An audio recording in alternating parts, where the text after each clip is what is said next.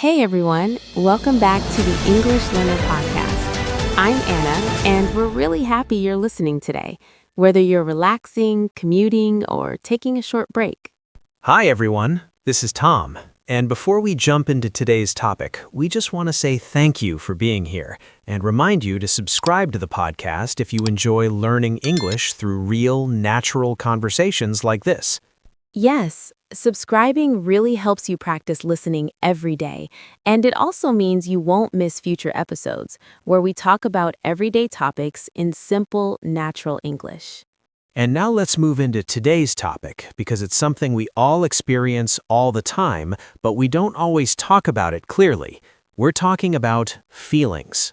Feelings are such a big part of our daily lives, from the moment we wake up in the morning until we fall asleep at night, and sometimes they change without us even noticing. That's true. You might wake up feeling calm, tired, excited, or a little nervous, and those feelings can already shape how your day begins. I notice that my morning feelings depend a lot on how I slept, what I'm thinking about, and what plans I have for the day.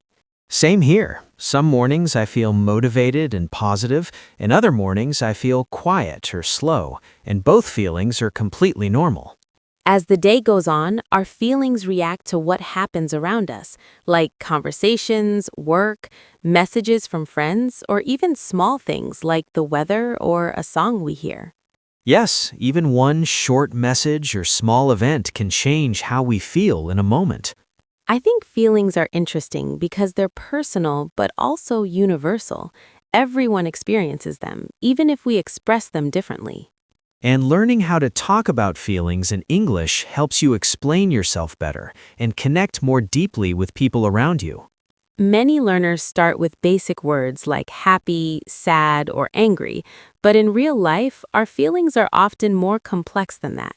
Exactly. Sometimes we feel mixed emotions like happy but tired, excited but nervous, or calm but slightly worried. I like noticing how my feelings change throughout the day, like feeling focused while working, relaxed during a break, or content in the evening.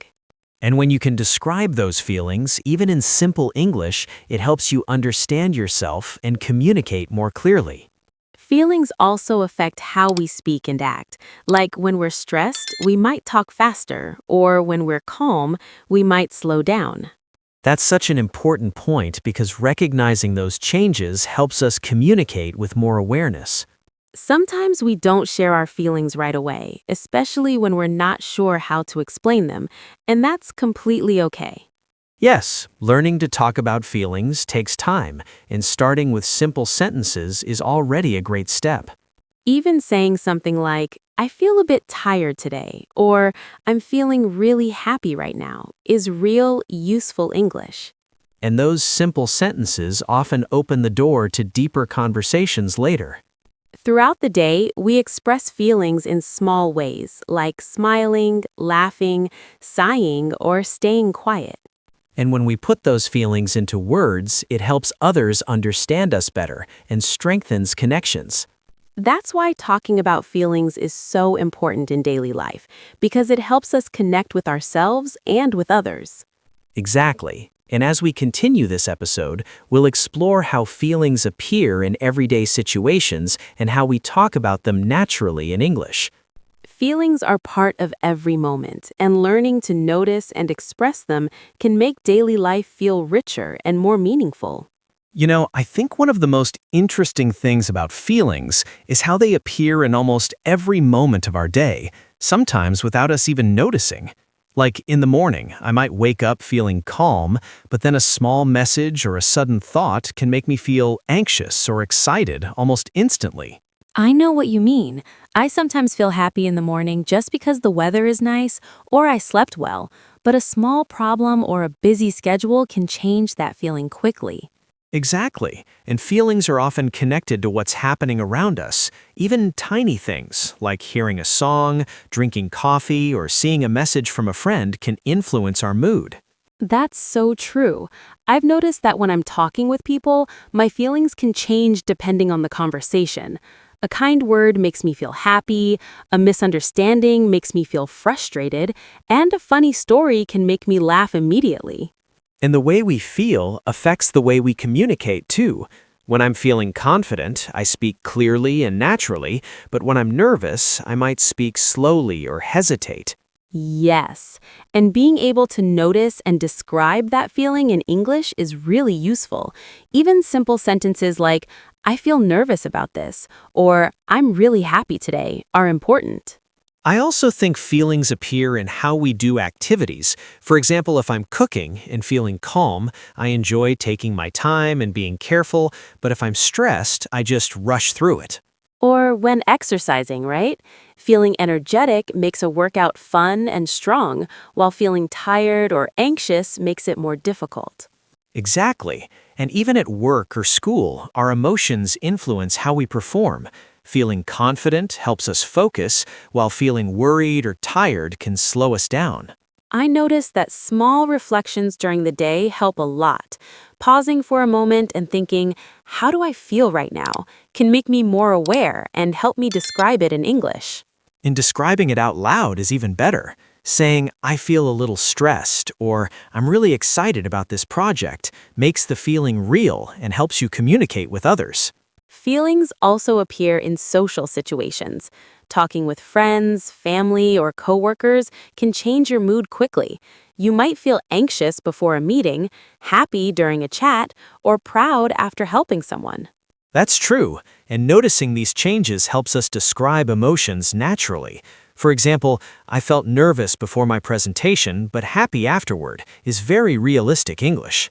I also notice that mixed feelings happen a lot. You can feel excited about something new, but also a little scared or worried at the same time. Yes, like moving to a new city, starting a new job, or even trying a new hobby. Mixed feelings are normal, and learning to talk about them makes your English sound more natural.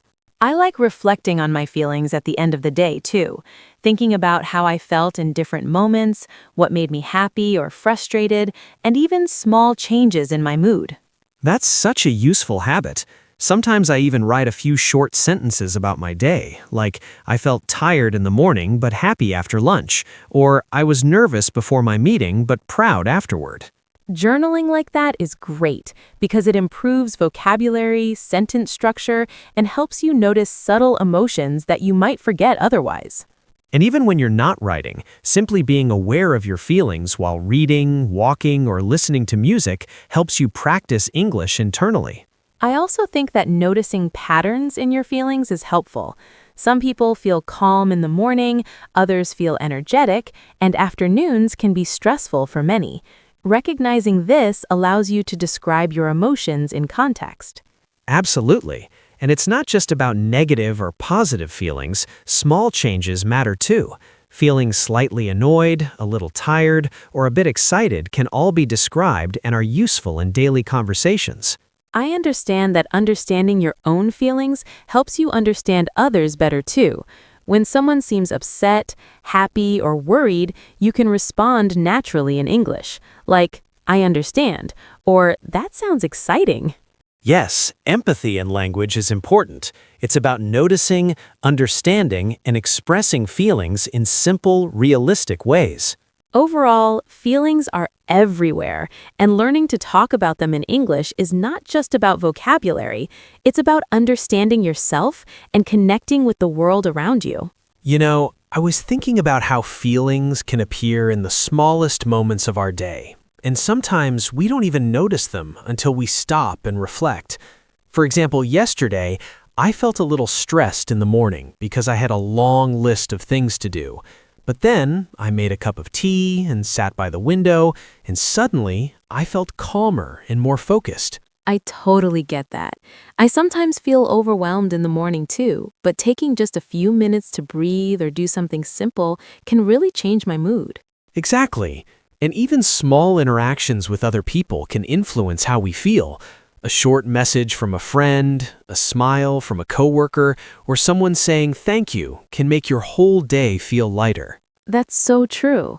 And noticing those moments in English can be really helpful. You can say things like, I felt a bit stressed this morning, but talking to my friend made me feel better, which is simple and real. Feelings also show up in the way we do activities. Like when I'm in a good mood, I can focus on work or hobbies easily. But if I'm tired or anxious, even small tasks feel harder. That's exactly how I feel too. Even cooking or cleaning feels different depending on your mood. If I'm relaxed, it can feel enjoyable, but if I'm stressed, it just feels like a chore. And feelings affect learning as well. When I'm excited about a topic, I understand and remember things faster. But when I'm worried or distracted, it's harder to focus. That makes sense. I've noticed that when I'm happy about learning something new, it feels easier and more fun. But when I'm anxious, I forget words or make small mistakes. And that's why being able to describe your feelings in English is so useful. Even simple phrases like, I feel nervous or I'm really happy today help you express yourself clearly. Yes, and mixed feelings are really interesting too. Sometimes I feel excited about trying something new, but also a little scared because I don't know what will happen.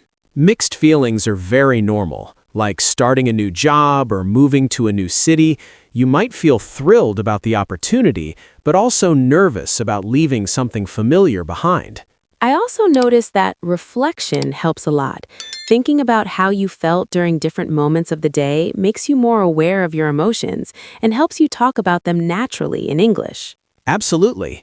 I sometimes write short sentences at the end of the day, like, I felt proud after finishing my project, or I felt a little nervous before my meeting, but it went well. That's a great idea. Even just thinking about it quietly in your head is good practice, like noticing small feelings, such as being slightly tired, a little anxious, or a bit happy. And noticing patterns is important too.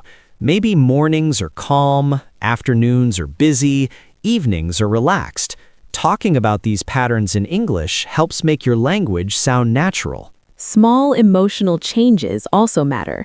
Feeling a little frustrated, slightly excited, or just content are all feelings you can express in daily conversation. Exactly.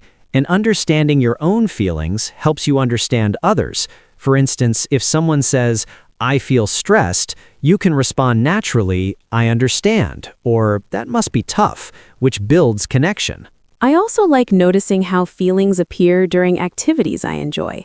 Like when I read a book, listen to music, or go for a walk, I can reflect on whether I feel calm, curious, or inspired.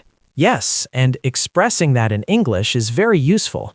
You could say, I feel relaxed when I walk in the park, or I felt happy while listening to music. And even casual moments like watching a funny video or having a small chat with a friend can bring out feelings that are easy to talk about in English. Absolutely. Learning to describe feelings is not only about words, but also about connecting experiences with emotions. When you notice how you feel in different situations, you gain confidence in expressing yourself. I've noticed that the more I practice, the easier it becomes to talk about subtle feelings, like being a little curious, slightly annoyed, or gently excited. And over time, this helps you sound more natural. You're not just using words from a textbook, you're talking about real experiences, real emotions. Exactly. And when you share feelings, even in small ways, it strengthens connections with others and improves communication. And that's the key. Learning English isn't just about grammar or vocabulary, it's about noticing feelings, understanding yourself, and expressing them naturally. Yes, every day is full of small moments that influence how we feel, and every moment is a chance to notice, reflect, and practice English in a meaningful way.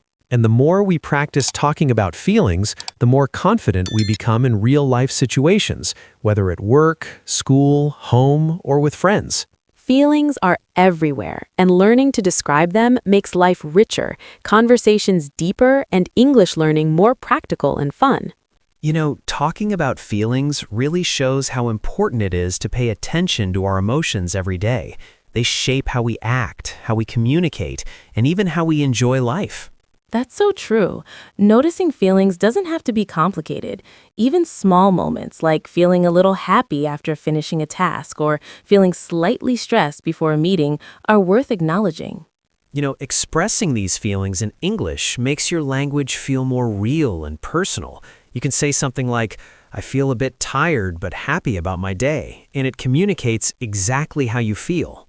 Sharing feelings also helps us connect with others. Even small emotions like excitement, worry, or curiosity can open the door to meaningful conversations. Listening carefully when others share their feelings is just as important. A simple response like, I understand, or that sounds exciting, can make someone feel supported and valued. I also find that reflecting on your emotions at the end of the day is really helpful. Thinking, how did I feel today? What made me happy or frustrated? Improves not just English, but self-awareness too. Writing short sentences about your day works really well too. Something like, I felt nervous this morning, but proud after finishing my work. Or, I felt calm while walking outside. Helps you notice even small shifts in your emotions. Even casual, everyday moments are full of feelings. The way we cook, exercise, meet friends, or just drink a cup of coffee can all show how we feel, and describing that makes English more natural. The more we practice noticing, describing, and talking about feelings, the easier it becomes to express.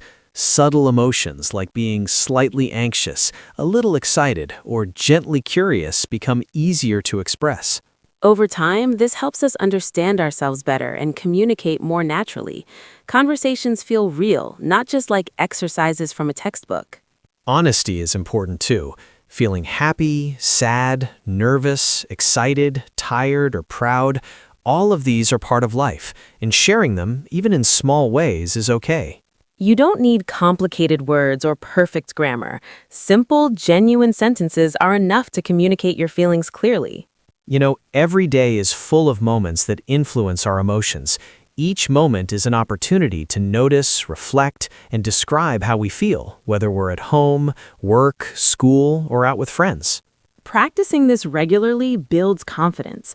You start noticing subtle emotions and expressing them without hesitation. That's why feelings are such a wonderful topic to explore in English. They're everywhere, and talking about them makes conversations richer, more meaningful, and more personal. Thank you so much for joining us today. We hope this episode inspired you to pay attention to your feelings and try expressing them in English. Don't forget to subscribe to the English Learner podcast so you never miss an episode. Yes, and if you enjoyed today's conversation, share it with a friend and try talking about your feelings together. It's a fun way to practice and connect. Until next time, keep noticing your emotions, keep practicing your English, and enjoy every small moment of your day. Bye, everyone. Take care and see you in the next episode.